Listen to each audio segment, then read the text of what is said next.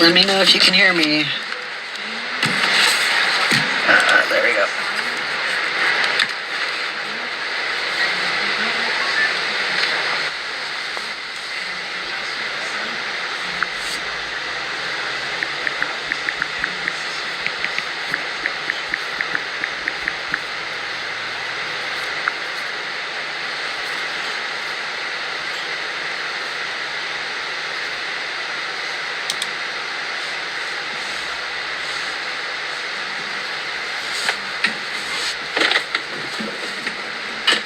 Where y'all at? Everybody here? Hi.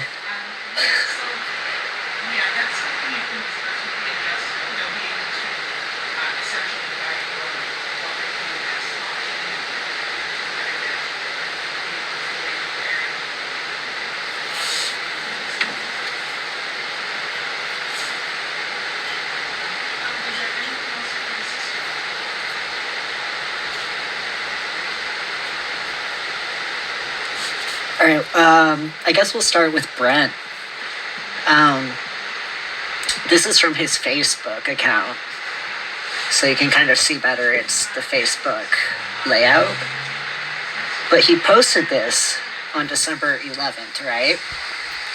And he posted these coordinates, which are located north and west of San Jose. Now, here's a funny story.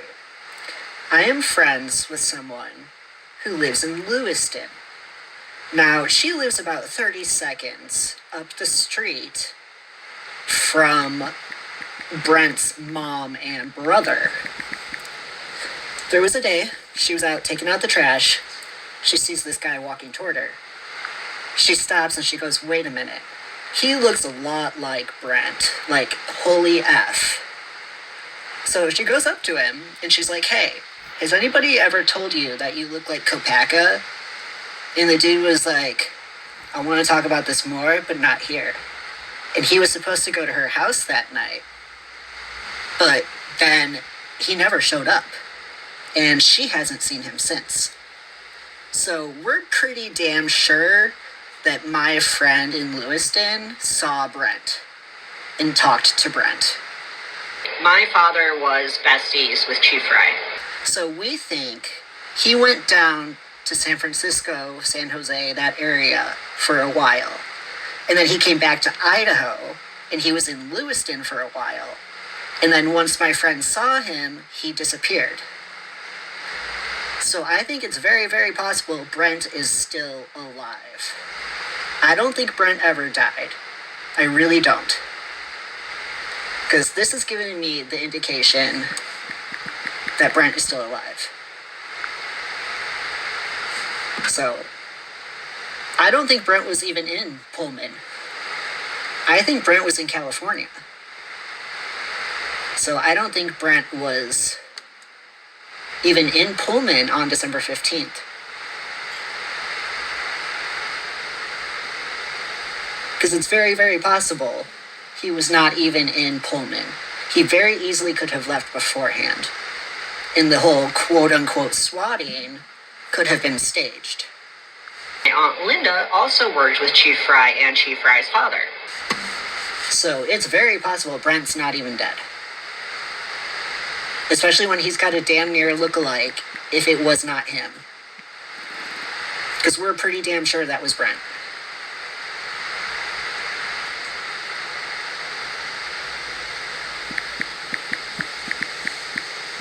Now, moving on, I did a FOIA request for financial documents for Chief Fry from Moscow PD. And I do have receipts. I do. Just waiting for the channel to catch up. There we go. So this is from the day he was hired in 1995. And it tells us his pay rate here. That's his pay rate.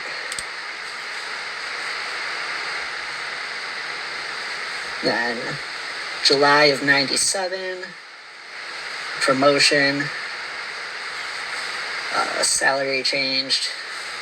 But what I did is I took all this information from all these different receipts and I put them here into this document. So this shows me the date, what happened, the reason for it, his pay rate, his overtime pay rate, what the percent of the pay rate increase is, and the grade level of how they format or tier or whatever their pay grade system is. And these limits are set by a board in Idaho State. I'm still researching this because I'm not entirely sure what numbers are appropriate and correct for these numbers. Like if there's a max limit. So like if this is 2.99, is that over or under the limit? And another interesting thing is that they don't always correctly fill out the forms. A lot of these forms, they're leaving parts of it completely blank. Like this one right here is completely blank. And there are others that are like that as well. So they haven't even been finishing filling out the forms like they're supposed to. Like right here, this is all missing. Right there. So these forms are not even complete. And some of them aren't even signed. He never even signed some of them. So some of these never even should have been approved. Well, I'll be damned. Didn't notice that before.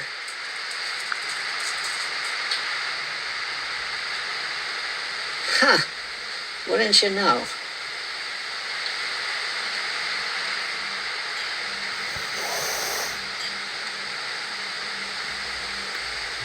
There's another one.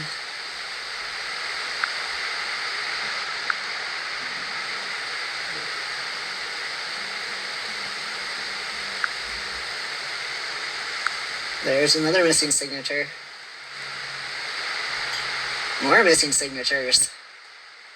This sure is interesting.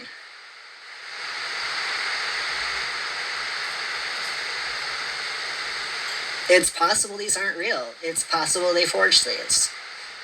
I can't prove if they did or if they didn't. But this is not a good sign.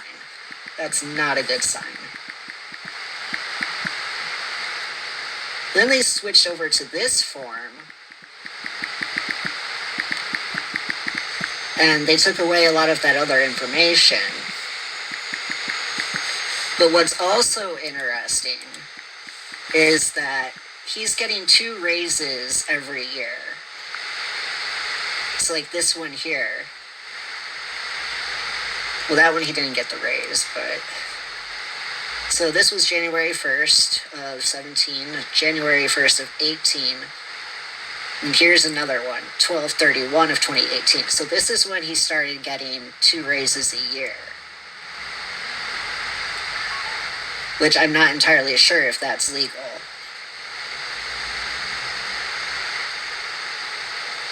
And here he did another one on the 1st of 2022 and then October 1st of 2022. So he's been getting raises twice a year for the last several years now. And I don't know if that is legal or not. That is something I'm trying to research and find out. But the information about that is limited.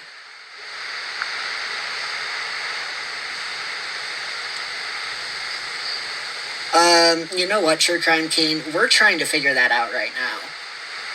We're trying to figure that out. We're trying to figure out what's going on with where he is. Because we haven't seen him or heard of him since the middle of January.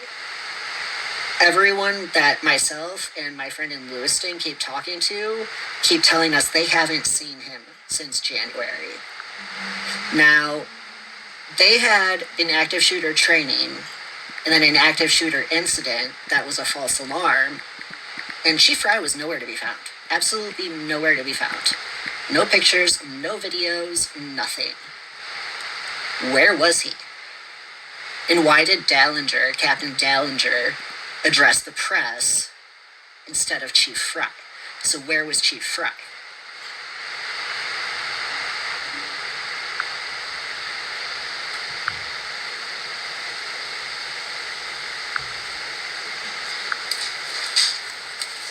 Rosie, no, I don't.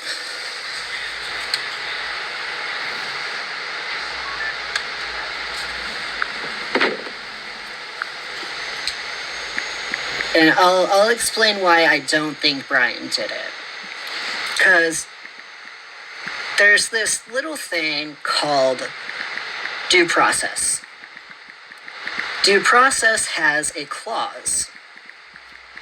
The clause says the only time the prosecution can withhold or hold back, hide DNA evidence, specifically DNA evidence, is when it does not match the defendant. So if the DNA doesn't match the defendant, the prosecution is allowed to withhold that information. So that is legal for the prosecution to do. But here's the funny part. That evidence is exculpatory evidence, and it can trigger a mistrial.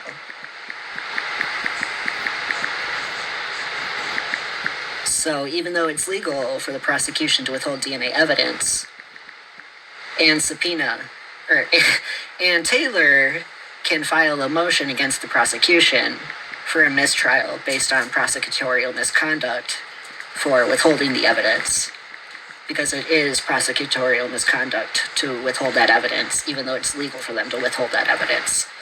It's one of the weirdest clauses I've ever heard of. So, per that clause in due process, it's not even Bryan's DNA, and it never was. And there are court documents which say, did not exclude the father. Now, if the DNA doesn't exclude Bryan's father, if it doesn't rule him out, why not? Because it's not Bryan's DNA. The DNA doesn't match his father's DNA, right? So the father is still a suspect. He's not ruled out. But if they were matching the DNA, they would have ruled out the father, but they didn't. Because it's not Bryan's DNA on the sheath. The DNA belongs to somebody else.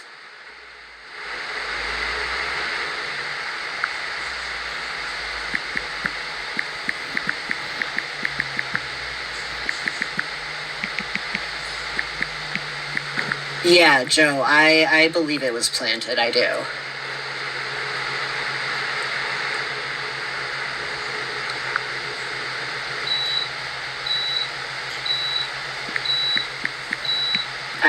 I don't think that sheath was there from a struggle, because they didn't say if the sheath was damaged or not. So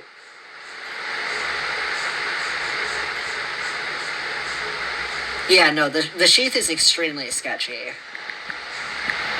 The sheath is absolutely sketchy.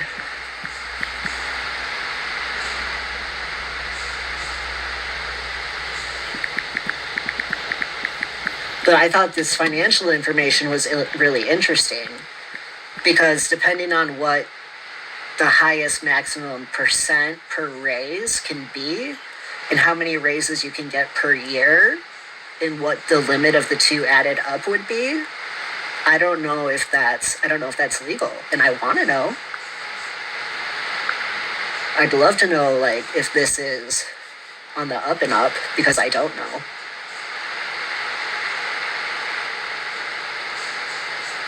You know, like, I don't know if this information is legal. But this is kind of what I've been sitting on for a while. And then the fact that these papers aren't even completely signed, that's an issue.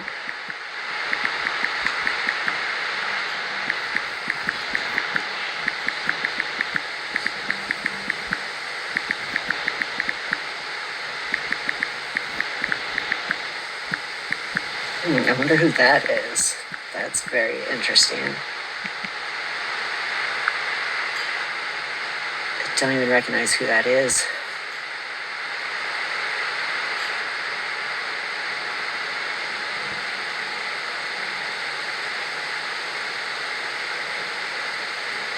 And that's where they changed the form again.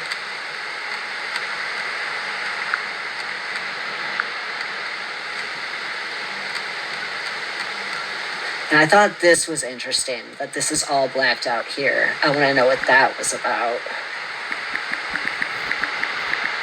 So that was 2014. So that was before he even went to the FBI Academy. He didn't go to the FBI Academy until 2019.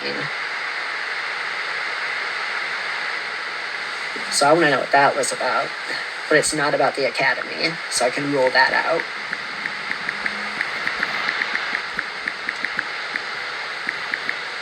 And I don't even understand what this is here, the percent of the market. I need to study and find out what that is, because I don't know or understand what that is.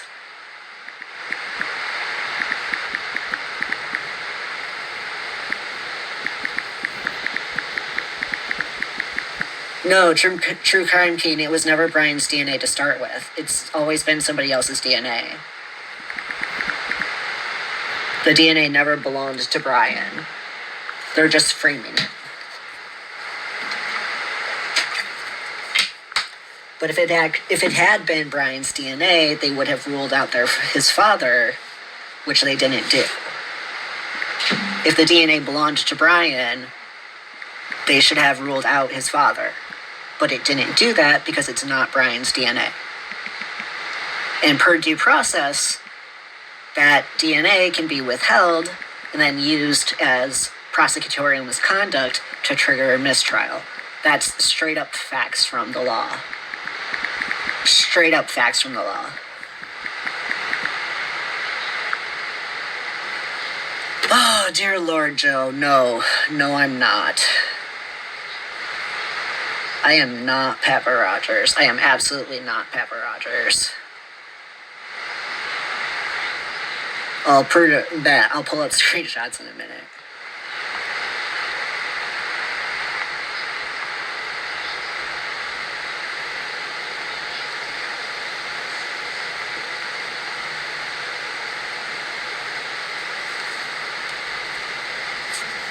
Christy J, check your Facebook real quick.